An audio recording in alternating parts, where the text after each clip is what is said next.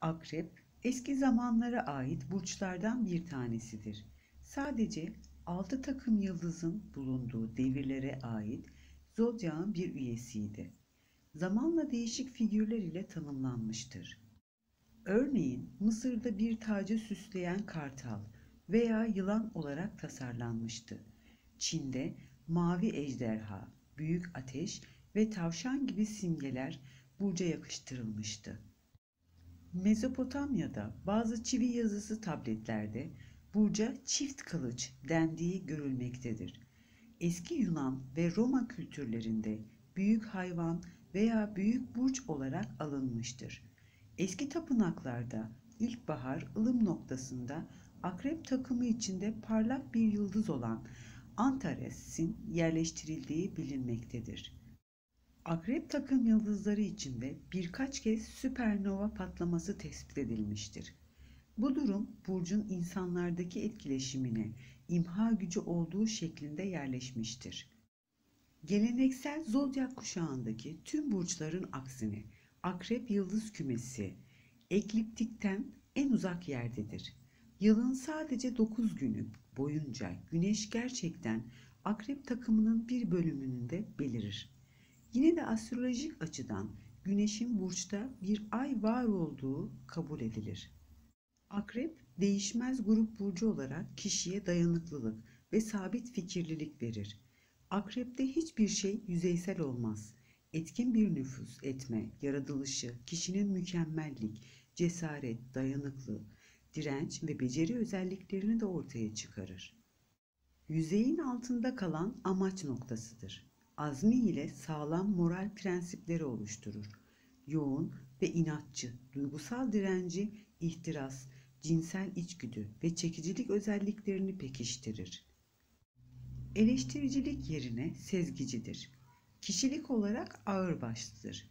Liderlik karizması ve duyarlılığı gelişmiştir. Öteki değişmez grup burçları gibi başarısızlıkta şiddete yönelme tavrı izlenebilir. Fakat uyarıldığı veya tahrik edildiğinde manyetizmalı karakteri su yüzüne çıkar. Bazı yönlerden akrep aykırı bir kişiliktir.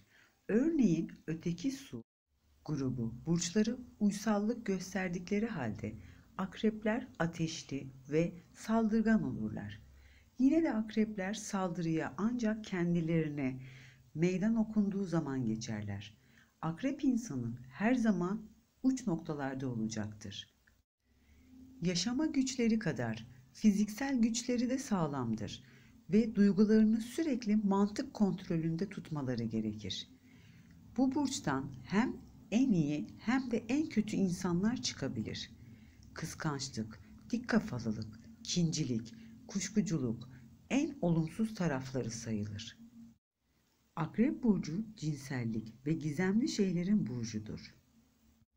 Mars, geleneksel yönetici gezegen olarak Akrep'teyken şiddetli davranışlar ve duygusal fırtınalar getirir. Şiddet dolu ve hasmane mizacı kontrol altında tutmalı, kindar ve öç alıcı eylemlerden kaçınmalıdır. Keşfedildiğinden beri Plüto, Akrebin ikinci ve daha değerli yöneticisi sayılmıştır. Akrep mizacına daha hümanist, yaklaşımlı, duygulu ve amaçlı katkılarda bulunur.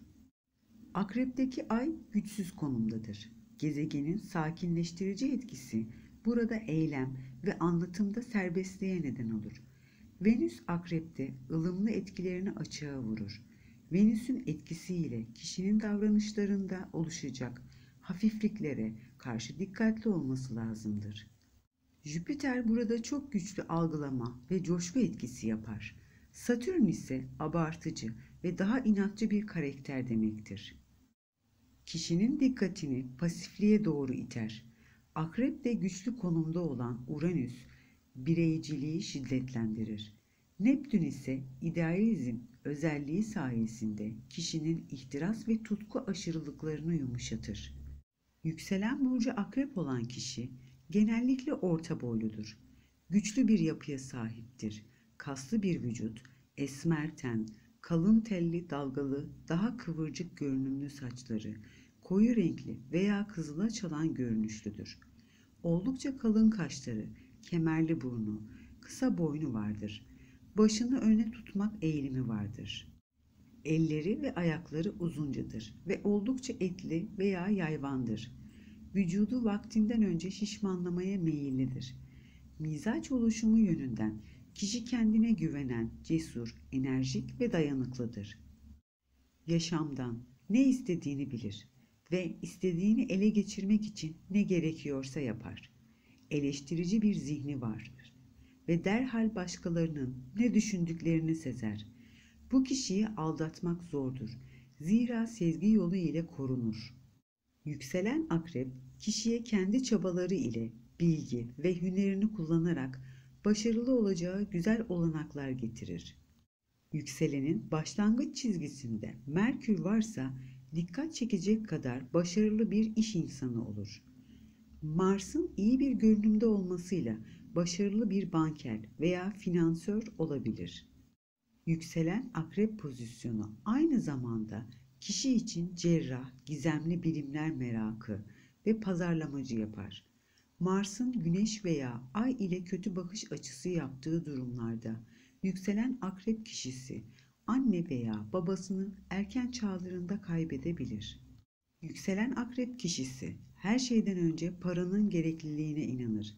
Bunu elde etmek için sabır ve irade ile çalışır. Mesleklerinin geliri ile geçimlerini sağlarlar. Evlerinde bambaşka bir insan olurlar. Canlı ve neşeli ve de misafir severler. Cinsel içgüdünün iticiliği ile bazı hoş olmayan durumlar ile karşılaşabilirler. Evlenecekleri kişiyi kafalarında oluşturdukları modele göre seçerler. Sırasında kıskanç ve kuşkucu davranırlar. Ortaklık konularında pek başarılı olmasalar da maddi konularda şansları vardır.